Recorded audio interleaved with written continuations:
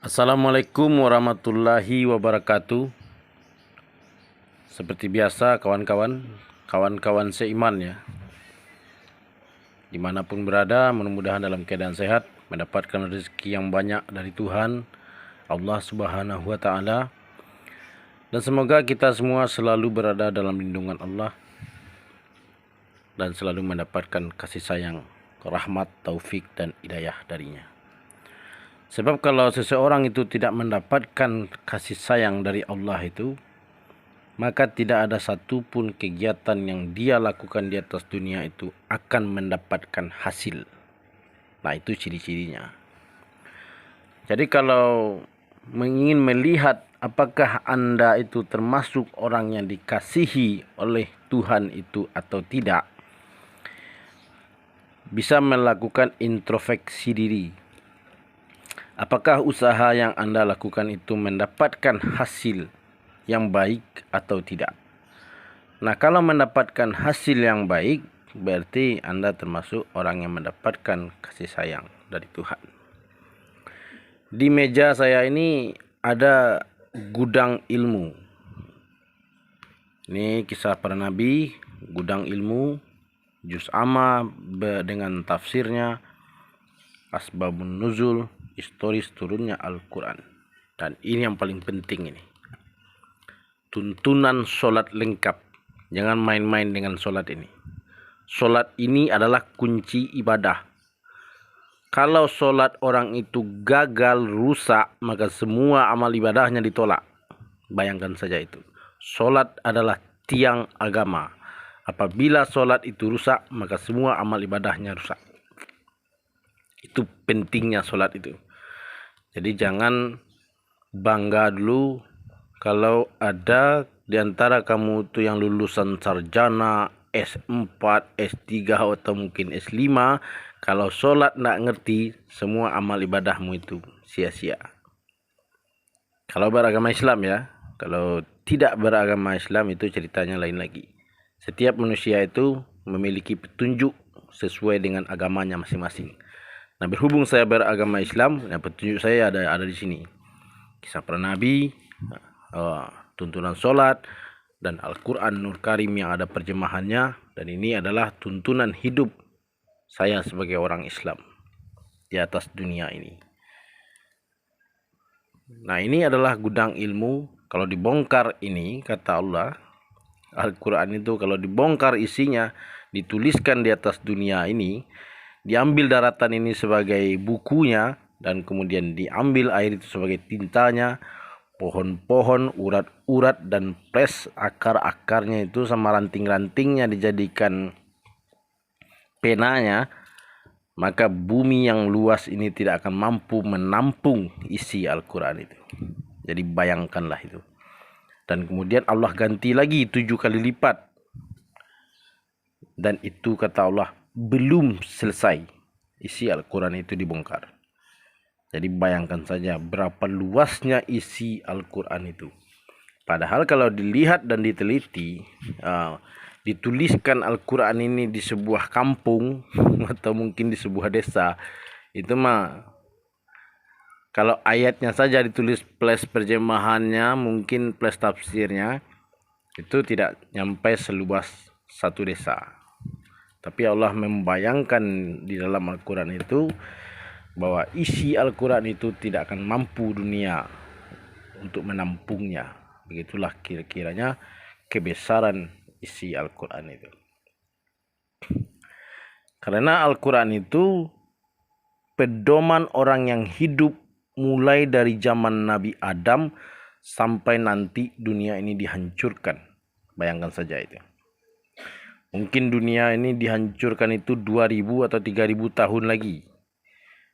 Nah, itu pedoman orang itu, orang Islam tetap Al-Quran.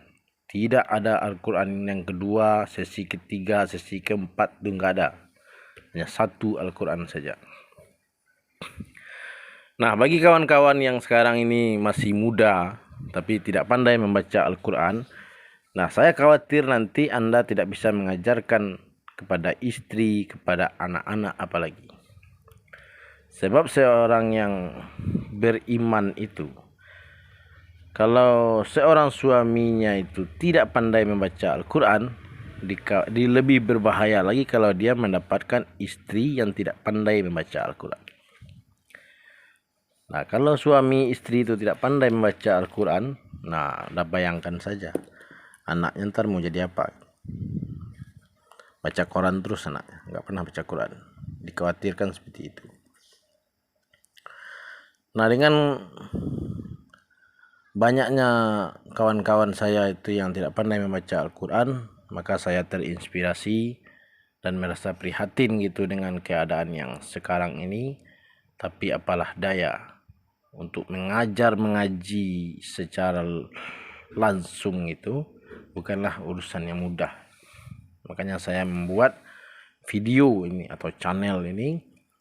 Berhubung sekarang ini zaman sudah canggih, alhamdulillah kita hidup di zaman modern ini, saya bisa mengamalkan ilmu saya dengan membuat video-video yang akan saya share di media sosial. Mudah-mudahan video-video saya ini ada manfaat dan mendatangkan manfaat untuk kawan-kawan seiman dimanapun berada, baik itu yang laki-laki ataupun yang perempuan. Dan saya tidak bisa mengajarkan orang buta, itu yang pertama. Tapi kalau kawan-kawan itu misalnya masih punya mata yang bisa melihat, walaupun sampean itu nanti pakai kacamata yang tebal, memina mungkin atau plus, tapi masih bisa melihat huruf-huruf Al-Quran itu artinya Allah masih memberikan kesempatan kepadamu untuk pandai membaca Al-Quran. Nah, mungkin melihat HP atau dilihat dari handphone itu tidak efektif gitu, karena mungkin hurufnya tulis terlalu kecil atau mungkin silaunya cahaya-cahaya yang ada di HP itu. Kawan-kawan bisa membeli buku Iqra. Nah, ini dijual banyak di fotokopi nih. Harganya cuma 15.000, ada yang 13.000, nggak ada yang jual 20.000 nih. Saya belum pernah ketemu orang yang menjual 20.000. Yang paling mahal itu dia jual baru 15.000. Jadi harga buku yang isinya ilmu ini itu sangat murah. Nggak nyampe sebungkus rokok. Jadi jangan khawatir gitu. Murah sekali. Dalamnya ini ilmu. Nah, jadi ilmu itu bisa jadi mahal, bisa jadi murah. Tergantung kita itu maunya seperti apa. Kalau dia dibikin mahal, ya bisa juga. Datang ke pondok pesantren terkenal, mau belajar Iqra gitu. Nah, belajar Iqra di pesantren. Nah, pasti biayanya mahal. Masuknya aja udah sekian juta, belum bulanannya. Apalagi kalau orang dewasa masuk pesantren, itu nanti jadi viral gitu. Jadi itu sesuatu yang tidak mungkin gitu. Jadi bagi kawan-kawan yang sudah dewasa tidak pandai membaca Al-Quran, ikutin video saya. Insya Allah mendapatkan rahmat, taufik, dan hidayah dari Allah. Sebab ini Al-Quran.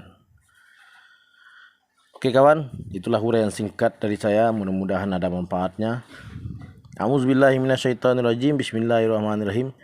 Kita lanjutkan membaca huruf, ini masih di Iqra 1 ya. Kita lanjutkan membaca huruf H. Kemarin sudah sampai di huruf Wa. A'udzubillahiminasyaitonirrajim. Bismillahirrahmanirrahim. Ini H besar, namanya H. Kalau ini H, jadi agak didepankan lidahnya, H. Sedangkan ini di tenggorokan, H. Sama kayak ko gitu. Nah, ini H. Nah, ini H. Jadi ringan ini agak berat, besar tenggorokannya, H. H masya gitu membacanya. Auzubillahiminasyaitonirrajim. Bismillahirrahmanirrahim. Terkadang saya ini khawatir apakah saya sudah bertawud membaca basmalah apa belum gitu. Jadi saya agak ragu itu, jadi saya baca saja biar saya mendapatkan keyakinan yang mantap di dalam membaca huruf-huruf Al-Quran itu. Karena setiap huruf Al-Quran itu dijaga oleh 1000 malaikat, makhluk yang disucikan oleh Tuhan. Walaupun dia tidak tampak oleh mata kita, dia adalah makhluk gaib. Hamasya, jahada, dawama. fa kho'a toharo wadoha wahazo kamana zahaqo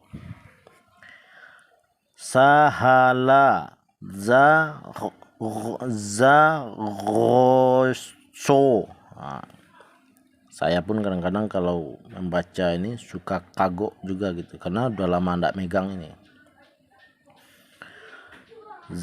Zaghosho jahaha abatasa jahaho da za ro za sa sya so do to zo a go fa ko ka la ma na wa. Nah, kita masuk huruf yang terakhir. Sebenarnya ini bukan huruf terakhir ya. Ada sebelum ini, kalau di juz amma ini ada huruf sesudah ha, ini ada namanya lam alif.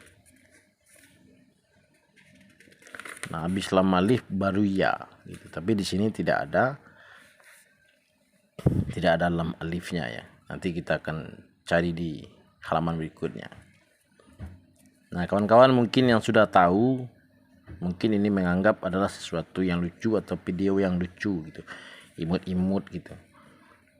Tapi sebenarnya banyak kawan-kawan kita itu yang berumur 30 atau mungkin 40 tahun, dia itu menyembunyikan penderitaannya, kesengsaraan hidup seorang laki-laki atau seorang perempuan itu yang beragama Islam. Dia tidak pandai membaca Al-Quran. Itu adalah penderitaan yang panjang bagi dia, yang sulit dicari penolongnya, kecuali dia sendiri yang mau menolong dirinya itu. Kalau orang itu tidak pandai membaca Al-Quran, kita tidak bisa menolong dia. Kalau dia tidak ada duit buat makan, nah kita bisa menolong dia, kasih duit atau kasih beras gitu, dia bisa tertolong dengan itu. Atau mungkin dia tuh seorang pengangguran, kita kasih pekerjaan, itu bisa menolong dia. Tapi ketika seseorang itu tidak pandai membaca Al-Quran, kita tidak bisa menolong dia, kecuali dia yang menolong dirinya sendiri dengan belajar sungguh-sungguh. Nah, maka dia itu akan pandai membaca Al-Quran. Setelah huruf H selesai, kita akan lanjut membaca huruf Ya, huruf terakhir di huruf hijaiyah. Do, ya, ro. Nah, ya ini kayak bebek berenang, ada telur di bawahnya 2 atau titik 2. Ini ya asli, orisinil ini, belum dimodif, belum dirubah, belum dimodifikasi.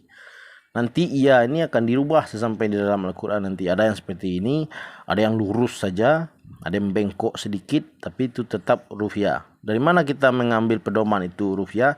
Dari titiknya. Apabila kawan-kawan nanti menemukan titik 2 di bawah ini, nah itu pasti huruf ya. Tidak ada ba titiknya 2. Tapi kalau dia titiknya 1, nah itu ba itu, walaupun dia hanya bergaris lurus. Oke? Do, ya, ro, do, haya, zayana, sayago, wakala, hayakho, tohazo, syaya'a, waqofa, hayama, jazatsya. Langgang lagi, jazatsa. Naikin lidahnya ke atas ya, sa. Ya, daya. Nah, ini masih kayak bebek-bebek nih hurufnya, masih ya asli original. Abata saja hakho da za ro za sa sya so do to zo. Tetap monyongkan bibirnya, so do to zo. Kalau nggak monyong bibirnya, dia nggak kesebut ini, nggak jadi to, dia juga nggak jadi zo. Kalau ini di hidung, a ro, ini di tenggorokan, di antara tenggorokan dengan hidung, a ro. Ini fa, ini tenggorokan, ko, ka, la, ma, na, wa, ha, ya. Oke kawan, alhamdulillah ini kita sudah sampai Iqra 1 selesai. Nanti kita akan menyambung huruf-huruf ini. Nanti habis itu kita sampai di Epta, nanti langsung ke Iqra 2. Kita akan lanjutkan di video berikutnya kawan. Yang senang dengan video saya ini, silahkan dibagikan, di like, di subscribe, ya, biar semangat bikin videonya gitu. Tapi yang lebih pentingnya lagi gitu, dibagikan kepada kawan-kawan, khususnya yang tidak pandai membaca Al-Quran. Hal yang biasa yang harus kita lakukan itu setiap hari, bertanya kepada kawan kita, "Hai bro, apa kekurangan dalam hidupmu?" Nah, kalau kawan kita itu bilang, "Duit saya kurang bro, susah sekali nyari duit." Nah, itu bukan kekurangan namanya. Itu hal yang biasa. Fenomena alam itu. Tapi kalau, "Bisa nggak kamu membaca Al-Quran?" Nah, dia bilang nggak bisa. Nah, itu adalah satu kesengsaraan yang harus cepat ditanggulangi. Penderitaan seumur hidup seorang manusia itu tidak pandai membaca Al-Quran. Karena Al-Quran itu isinya adalah pedoman, petunjuk dari Allah Subhanahu wa Ta'ala. Terima kasih kawan atas waktunya. Semoga sehat selalu dimanapun berada. Apapun aktivitas yang kita lakukan, kerjakanlah dengan bersungguh-sungguh. Karena sesungguhnya doa itu bukan menadahkan telapak tangan, tapi berusaha di jalan Allah. Bekerja dengan keras, dan bekerja keras pula mengikuti dan menaati apa yang diperintahkan oleh Tuhan. Itulah kawan video singkat dari saya. Terima kasih. Assalamualaikum warahmatullahi wabarakatuh.